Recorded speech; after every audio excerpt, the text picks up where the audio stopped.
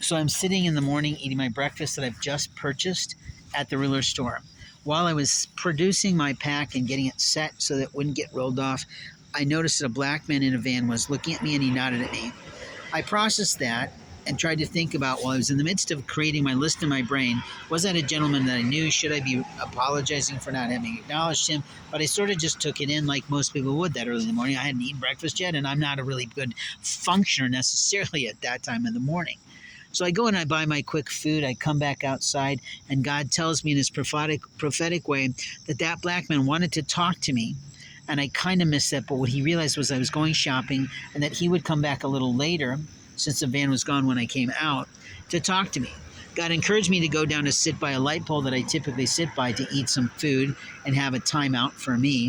And I usually eat my breakfast there when I need to. And he drove up with, I presume, his spouse, his wife, his black wife, in the car.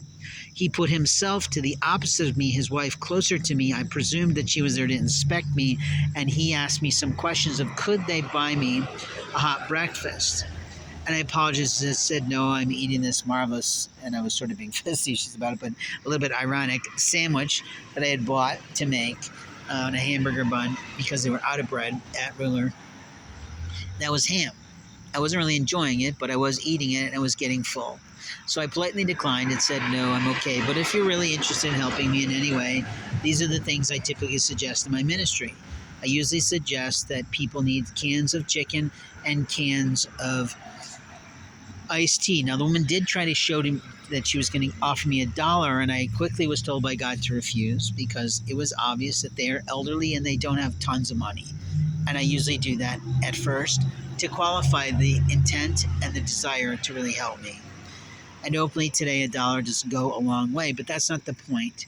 The point was God said politely decline and talked about the food pantries. And I said, I don't know if you know about the food pantries, but if you ever go through one with your car, I'd love to get some canned chicken.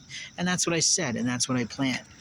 He made the impression that they would try to help me to do that seemed reasonable, that they had canned chickens at home, and at some point they tried to come back to me.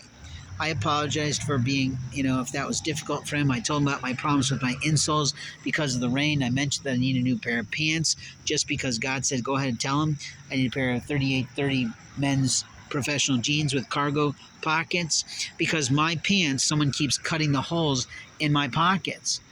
Someone keeps putting their hands in my pockets and cutting holes on my cargo pants that I just purchased, or stealing the shirts that I've just bought. It's obnoxious, it's abusive, and it's habitual. But anyway, he took it all in. He seemed to understand. I talked about how I once had a sport coat that someone had cut the pockets on. His wife didn't seem to believe me. I didn't really care at that point, but I was still being polite with the gentleman who I was having the main part of the conversation with. She took it all in. Now, the whole day went by. I've gone on and done things. I went back in the space when God said you're falling asleep because of what they did in the jail to my internal organs and my intestines that causes me to fall asleep. And I slept for most of the day. Now, when I woke, I found some things missing and moved around, and my glasses that got broken and other things because someone was playing around. And technically, when I got up, I noticed that there was a black couple sitting at the back of the parking lot and talking to a Muslim, or what I would call an Indian person. And I hope for them good luck. But the reality is that every day someone comes up and says, how can I help you in some way? And they never come back. It's not my fault. If you want to help me, you've got to be willing to say, how can I help you? And you have to be willing to follow through. And if you're not able to follow through, well, that's on you, not on me. You've asked, I've answered, and that's the way it is.